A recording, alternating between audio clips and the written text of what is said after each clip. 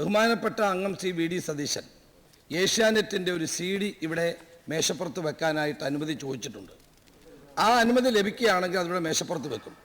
ബഹുമാനായ മന്ത്രി സുധാകരൻ മനസ്സിലുള്ള കാര്യം പറയുന്ന ഒരാളാണെന്ന് എല്ലാവർക്കും അറിയാം. അദ്ദേഹം പറഞ്ഞതിനെ ഞങ്ങളും അതിനെ പൂർണ്ണമായി പിന്തുണയ്ക്കുന്ന ഒരാൾ തന്നെയാണ്. അദ്ദേഹം തെറ്റായിട്ടൊന്നും പറഞ്ഞതെന്ന് ഞങ്ങളാരും പറയുന്നില്ല. സുധാകരൻ പറഞ്ഞത് വസ്തുതയാണ്. ആ വസ്തുതയാണ് ആ CD-ക്കകത്തുള്ളത്. അങ്ങ് ആ CD ഒന്ന് വാങ്ങിച്ച് കേൾക്കാൻ തയ്യാറാകുമോ എന്നാണ് എൻ്റെ ചോദ്യം. സർ, ഇവിടെ ഏഷ്യാനെറ്റിനെയാണ് പ്രധാന സാക്ഷിയായിട്ട് അവതരിപ്പിക്കുന്നത്. സർ, ഏഷ്യാനെറ്റ് ഇപ്പോൾ ശ്രീ രാജീവ് ചന്ദ്രശേഖരൻ്റെ നിയന്ത്രണത്തിലാണല്ലോ. സർ, എന്താണ് സർ രാജീവ് ചന്ദ്രശേഖരനെ പറയുമ്പോൾ ഇവർക്കെതിരാണ് ഇത്ര പൊള്ളൽ? സർ, രാജീവ് ചന്ദ്രശേഖരനെ പറയുമ്പോൾ ഇവർക്കെതിരാണ് സർ ഇത്ര പൊള്ളുന്നത്? ബഹുമാനപ്പെട്ട മുഖ്യമന്ത്രി സംസാരിക്കുമ്പോൾ ദയവാദമായിട്ട് സംസാരിക്കട്ടെ. നിങ്ങൾ ഇരിക്കൂ. രാജീവ് ചന്ദ്രശേഖരൻ പറയുമ്പോൾ ഇവർക്കെതിരാണ് സാർ പൊള്ളുന്നത്? ശ്രീ മുരളീധരൻ പ്രസംഗത്തിനിടയിൽ കമന്റ് പറയരുതെന്ന് അങ്ങ് എത്ര തവണ ഈ സഭയിൽ രാജീവ് ചന്ദ്രശേഖരനെ കുറിച്ച് പറയുമ്പോൾ പൊള്ളൽ വരുന്നത്? ഇത് ശരിയാണോ? അദ്ദേഹം സംസാരിച്ചതിന് ശേഷം പ്രതിപക്ഷ നേതാവിന്റെ ചോദ്യങ്ങൾ ചോദിക്കാനും ഇടപെടാനും അവസരമുണ്ടല്ലോ. ഈ പറയുന്നതായ കാരണങ്ങളുണ്ട്, അതുകൊണ്ടാണ് ഞാൻ പറയുന്നത്. അത് പറയട്ടെ. രാജീവ് ചന്ദ്രശേഖർ ഇവിടെ ഇന്നലെ ബഹുമാനായ അംഗം ഒ രാജഗോപാൽ അദ്ദേഹത്തിൻ്റെ ഓഫീസ് ആക്രമിച്ചു എന്ന് പറഞ്ഞുകൊണ്ടൊരു സബ്മിഷൻ ഉന്നയിച്ചിരുന്നല്ലോ. ആ സബ്മിഷൻ ഉന്നയിച്ചതിൻ്റെ തലേ ദിവസം രാജീവ് ചന്ദ്രശേഖർ ആ പ്രശ്നം ഏറ്റെടുത്തിരുന്നു. രാജീവ് ചന്ദ്രശേഖർ അതിൽ പറഞ്ഞത് ശ്രീ ഒ രാജഗോപാലിൻ്റെ ഓഫീസ് ആക്രമിച്ചിരിക്കുന്നു, അതിൽ എന്നെയാണ് അദ്ദേഹം കുറ്റപ്പെടുത്തിയത്. മുഖ്യമന്ത്രി എന്ന നിലക്ക് ഉള്ള കുറ്റപ്പെടുത്തൽ മാത്രമല്ല, വ്യക്തിപരമായി തന്നെ കുറ്റപ്പെടുത്താനായിരുന്നു തയ്യാറായത്. സർ, അത് BJP-യുടെ രാഷ്ട്രീയം വെച്ചുകൊണ്ടാണ്. BJP-യുടെ രാഷ്ട്രീയത്തിൻ്റെ വക്താവായിക്കൊണ്ട് ആക്ഷേപിക്കാൻ പുറപ്പെട്ട രാജീവ് ചന്ദ്രശേഖറിൻ്റെ ഉടമസ്ഥതയിലുള്ള ഒരു പ്രസിദ്ധീകരണമാണ്, ഒരു ചാനലാണ് ഇന്ന് ഏഷ്യാനെറ്റ്. ആ ഏഷ്യാനെറ്റിനെ ഇന്നത്തെ നിലയിൽ നിയന്ത്രിച്ചുകൊണ്ടിരിക്കുന്നത് രാജീവ് ചന്ദ്രശേഖറാണ്. സർ, ഇവിടെ ഇവർക്ക് എന്താണ് അതിൽ ഞാനിത് പറഞ്ഞു തീർത്തോട്ടെ, ഇത് പറഞ്ഞു തീർത്തോട്ടെ. ഇത് ഒറ്റ രണ്ട് വാചകം കൂടിയുള്ളൂ.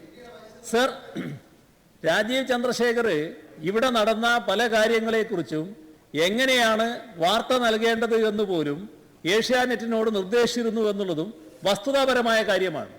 സർ, അതിൻ്റെ ഭാഗമായി അങ്ങേയറ്റം പക്ഷപാതപരമായ രീതിയിൽ വാർത്ത കൊടുക്കുന്ന, മാധ്യമധർമ്മം തന്നെ മറന്നുകൊണ്ട് വാർത്ത കൊടുക്കുന്ന ഏഷ്യാനെറ്റിനെയാണ് ഇവിടെ വലിയ തോതിൽ ഉദാഹരിക്കാനും എടുത്ത് സാക്ഷ്യപ്പെടുത്താനും തയ്യാറായിട്ടുള്ളത്.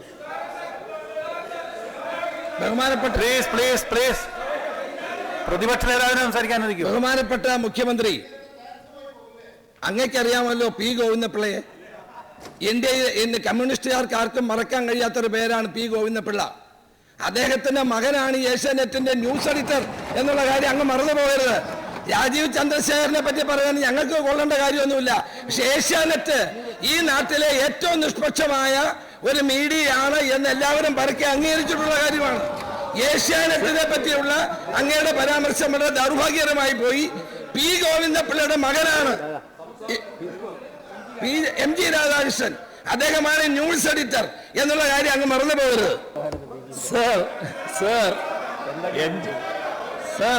സർ, MG രാധാകൃഷ്ണൻ നല്ലൊരു പത്രപ്രവർത്തകനാണ്, മാധ്യമ പ്രവർത്തകനാണ്. ആ കാര്യത്തിലൊന്നും സംശയമില്ല.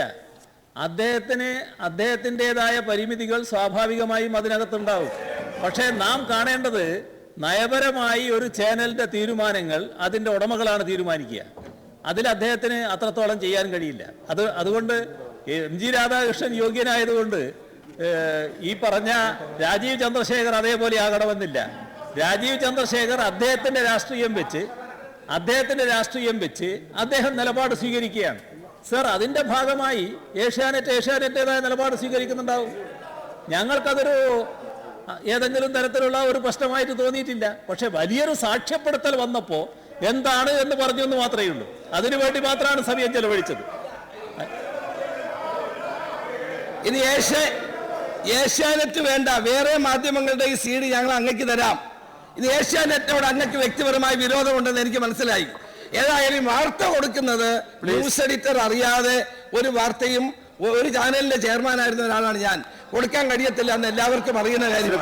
ഏതായാലും അങ്ങയുടെ പരാമർശം വളരെ ബാലിശമായി പോയെന്നാണ് എനിക്ക് പറയാനുള്ളത്. പ്രതിപക്ഷ നേതാവ് അദ്ദേഹം സംസാരിക്കുന്നു.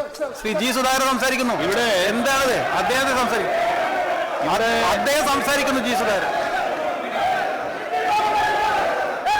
എന്തിനാണ് അദ്ദേഹം സംസാരിക്കട്ടെ.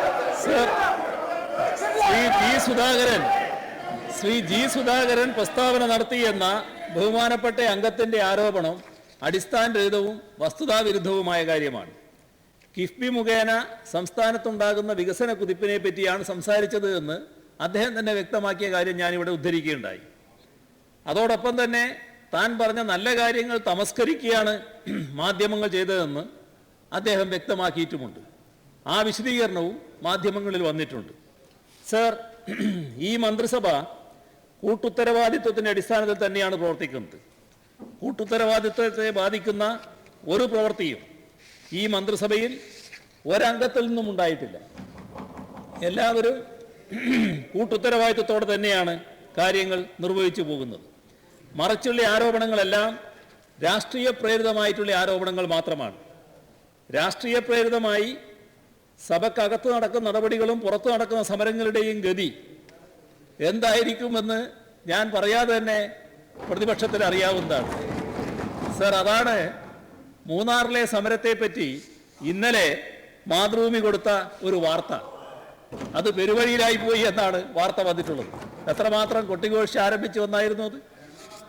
സർ, അതുകൊണ്ട് തന്നെ സർ, ജനങ്ങൾക്ക് നൽകിയ വാഗ്ദാനങ്ങൾ പൂർണ്ണമായും നിറവേറ്റുന്നതിനുള്ള പ്രവർത്തനങ്ങളാണ് സർക്കാർ നടത്തിക്കൊണ്ടിരിക്കുന്നത്. ഒരു ഭരണഘടനാ തകർച്ചയും ഇവിടെ ഉണ്ടായിട്ടില്ല. ഭരണഘടനാപരമായ മൂല്യങ്ങളെല്ലാം സംരക്ഷിച്ചുകൊണ്ട് തന്നെയാണ് ഈ സർക്കാർ മുന്നോട്ട് പോയിക്കൊണ്ടിരിക്കുന്നത്. അതിൻ്റെ ഫലമായി വലിയ ജനപിന്തുണയാണ് സർക്കാർ ആർജിച്ചുകൊണ്ടിരിക്കുന്നത്. ഇത് മറച്ചുവെക്കുന്നതിനുള്ള യാതൊരു ശ്രമവും വിലപ്പോവില്ല. ബഹുമാനപ്പെട്ട minister let him speak. Point of order അങ്ങേക്ക് തരാം. അതിന് മുൻപാണ് അദ്ദേഹം എണീറ്റ്. Sir please Shri P Jayarajan ഇരിക്കൂ. സർ, എനിക്ക് കൂടുതലായിട്ടൊന്നും പറയാനില്ല. ഇവിടെ ബഹുമാനപ്പെട്ട സ്പീക്കറും ബഹുമാനപ്പെട്ട മുഖ്യമന്ത്രിയും ഔദ്യോഗികമായ കാര്യം പറഞ്ഞു, പ്രതിപക്ഷത്തിന് പറയാനുള്ളത് പറഞ്ഞു. ഞാൻ കിഫ്ബിക്കെതിരായി ഒരക്ഷരവും സംസാരിച്ചിട്ടില്ല. അതാണല്ലോ പ്രധാന പ്രശ്നം. CD നോക്കിക്കോളൂ എന്ന പ്രശ്നമില്ല, ഉണ്ടെന്ന് ഒരിക്കലും സംസാരിച്ചിട്ടില്ല. എനിക്ക് നല്ല ഓർമ്മയുണ്ട്. ഞാൻ സംസാരിച്ച പ്രശ്നം കേരള പിറവി മുതൽ നിങ്ങളെല്ലാം അംഗീകരിക്കുന്ന പിറവി വരെ നമ്മുടെ പല ഭരണവകുപ്പുകളിലും നടന്നു വരുന്ന നമ്മുടെ വികസനത്തിന് തടസ്സമായിട്ടുള്ള ചില കാര്യങ്ങളെ പറ്റിയാണ്. അതെവിടെയും പറയാവുന്ന കാര്യമാണ്. എൻ്റെ വകുപ്പിനെ പറ്റി ഞാൻ പറഞ്ഞു. അതിൽ പ്രധാനമായിട്ട് വന്ന പ്രശ്നം കഴിഞ്ഞ നിങ്ങളുടെ ഗവൺമെൻറ് കാലത്ത് 4000 കോടി രൂപയിലേറെ വികസന പ്രവർത്തനങ്ങൾ ബഡ്ജറ്റ് പണമില്ലാതെ പ്രഖ്യാപിച്ചു. അത് മുമ്പും ചെയ്തിട്ടുണ്ട്. പക്ഷേ ഏറ്റവും കൂടുതൽ കഴിഞ്ഞാണ്. അപ്പോൾ കൂടുതൽ വർക്ക് ചെയ്തൊരു മിനിസ്റ്ററാണ് എബ്രഹാം കുഞ്ഞെന്ന് ഞാൻ പറയാറുണ്ട്. അതിനാവർത്തിച്ച് പറയും. ഈ ഗവൺമെൻറ് വന്നപ്പോൾ ഒറ്റ പൈസയിൽ ബഹുമാനപ്പെട്ട പ്രതിപക്ഷ നേതാവിൻ്റെ 146 കോടി രൂപയുടെ ആ പാലത്ത് ഒറ്റ പൈസയില്ല. അപ്പോൾ ഒരു മാസം ഞാനിതെല്ലാം നിർത്തിവെച്ചു. അപ്പോൾ പരിശോധിച്ചപ്പോൾ കരാറ് പോലും ഒപ്പിടാത്തതൊന്നും വേണ്ടാന്ന് വെച്ചു. ബാക്കി എല്ലാം നടത്തുകയാണ്. 2000 കോടിയുടെ നടത്തുകയാണ്. ഇത് വേണ്ടിയിരുന്നില്ല. ഇങ്ങനെ ചെയ്യാൻ നമുക്ക് അധികാരമില്ല ഭരണഘടനാപരമായി. ഇത് മുമ്പും ചെയ്തിട്ടുണ്ട്. ഒരു പ്രാക്ടീസാണ്. ഇത് ധനവകുപ്പും മരാമത്തും കൂടെ ചേർന്നാണ് നടത്തുന്നത്. മരാമത്ത് അറിയാതല്ല നടത്തുന്നത് സാധാരണഗതി. അപ്പോൾ ഇത് മാറ്റണം. ചെറിയ തരത്തിൽ ഇത്തവണയും വന്നു. ചെറിയ തരത്തിലേ വന്നുള്ളൂ. അപ്പോൾ എൻ്റെ വാദം, ഇത് ബഡ്ജറ്റിൽ പറഞ്ഞാൽ ഞങ്ങൾക്ക് സന്തോഷമാണ്, അഭിമാനമാണ്, നാട് മുഴുവൻ പറയാം. അത് ധനകാര്യ വകുപ്പുകൾ പണ്ട് മുതലേ പറയാറില്ല.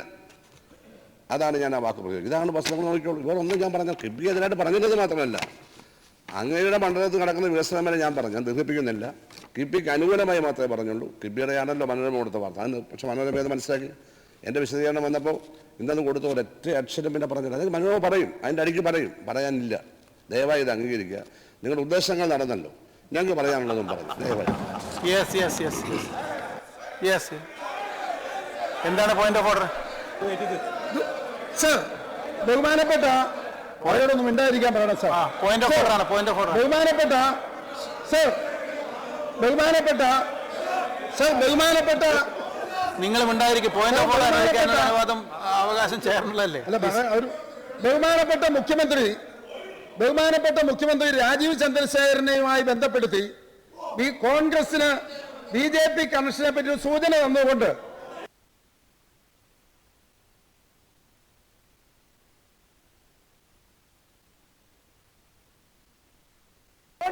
എന്ന് പറയുന്ന എന്താണ് കേരളത്തിൽ പറയാൻ അനുവദിക്കാതെ പിന്നെ എന്ത് ചെയ്യും? ആദ്യം അവരൊന്ന് ഇരുത്തി പഠിച്ചു. ക്രമപ്രശ്നം എന്താ കേരളത്തിലെ നിങ്ങളിരിക്കേ ഞാനിരിക്കണോ അങ്ങിരിക്കണ്ട. അങ്ങ് ക്രമപ്രശ്നമാണ് പറയുന്നത്. പറയാം. പറയാൻ അനുവദിക്കണ്ടേ? ക്രമപ്രശ്നത്തിന്റെ പേരിൽ അങ്ങ് പ്രസംഗിക്കാൻ പോരുത്. ഞാനൊന്ന് പറഞ്ഞോട്ടെ. സർ കേരളത്തിലെ പ്രമുഖനായ മാധ്യമപ്രവർത്തകൻ ജോൺ ബ്രിട്ടാസ് കൈരളിയിൽ നിന്ന് ഏഷ്യാനെറ്റിലേക്ക് പോകുന്ന യാത്രയയപ്പ് വേളയിൽ അതിലെന്താ ക്രമപ്രശ്നം? ശ്രീ PT തോമസ്, രാഷ്ട്രീയമായ ആരോപണങ്ങൾക്കും പ്രത്യാപനങ്ങൾക്കും ക്രമപ്രശ്നം റൂൾ 304 ഉപയോഗിക്കരുത്. നിങ്ങളിരിക്കെ സർ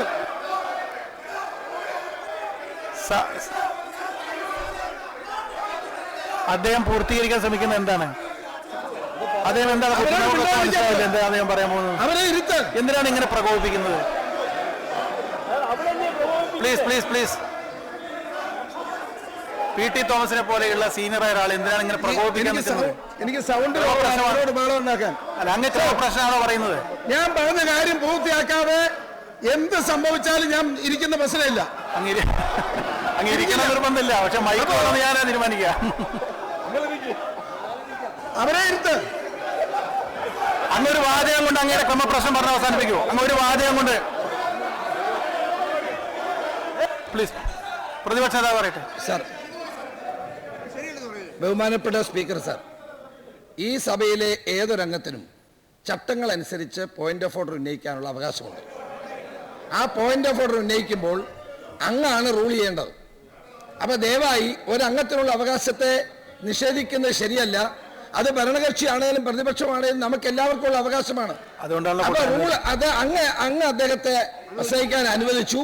അങ്ങ് അദ്ദേഹത്തിന്റെ പോയിന്റ് ഓഫ് ഓർഡർ ഉന്നയിക്കാനുള്ള അവസരം കൊടുക്കണം, പ്രൊട്ടക്ഷൻ കൊടുക്കണം. പോയിന്റ് ഓഫ് ഓർഡർ ആണെങ്കിൽ ഞാൻ പെട്ടെന്ന് ഒരു സെക്കൻഡ് കൊണ്ട് ഞാൻ അവസാനിപ്പിക്കാം. സർ, എന്റെ ബഹുമാന്യനായ സുഹൃത്തും പണ്ട് എന്റെ നാട്ടുകാരനുമായിരുന്ന ജോൺ ബ്രിട്ടാസ് കൈരളിയിൽ നിന്ന് രാജിവെച്ച് ഏഷ്യാനെറ്റിൽ ജോയിൻ ചെയ്യാൻ പോയപ്പോൾ ഈ ബഹുമാന്യനായ മുഖ്യമന്ത്രി അദ്ദേഹത്തിന് ഒരു കാർഡ് സമ്മാനിച്ചാണ് ഏഷ്യാനെറ്റിലേക്ക് വിട്ടത്. അത് രാജീവ് ചന്ദ്രശേഖരൻ എന്നുണ്ടായിരുന്നു, ഇല്ലായിരുന്നോ? അപ്പോ ഒരു കാറ് കൊടുത്ത് ഏഷ്യാനെറ്റിലേക്ക് വിട്ടു. ഒരു കാറ് കൊടുത്ത് ഈ പിണറായി വിജയൻ എന്ന് പറയുന്ന ബഹുമാന്യനായ മുഖ്യമന്ത്രി. അപ്പൊ എവിടെ പോയി RSS എവിടെ പോയി മുഖ്യമന്ത്രി പറയണം. എവിടെ? അനുഭവമാണ് ഗുരു എന്ന് ഞാൻ പറയുന്നത് ഇതുകൊണ്ടാണ് പ്രതിപക്ഷ നേതാവേ. അനുഭവമാണ് ഗുരു. ശ്രീ PT തോമസിന് ക്രമപ്രശ്നം ഉന്നയിക്കാൻ അനുവാദം കൊടുത്താൽ അദ്ദേഹം ഭൂരിപക്ഷവും ഉപയോഗപ്പെടുത്തുന്നത് ഇങ്ങനെയുള്ള രാഷ്ട്രീയ ആരോപണങ്ങൾ ഉന്നയിക്കാനാണെന്നത് നിർഭാഗ്യകരമായ ഒരു കാര്യമാണ്. ആ അനുഭവത്തിലാണ് ഞാനീ പറയുന്നത്. അങ്ങ് ക്രമപ്രശ്നമാണോ ഉന്നയിക്കുന്നതെന്ന് വീണ്ടും ചോദിക്കുന്നത്. ഇപ്പൊ അദ്ദേഹം ഉന്നയിച്ച കാര്യത്തിൽ നമ്മൾ ചട്ടപ്രകാരമുള്ള എന്ത് ക്രമമാണുള്ളത്? യെസ്,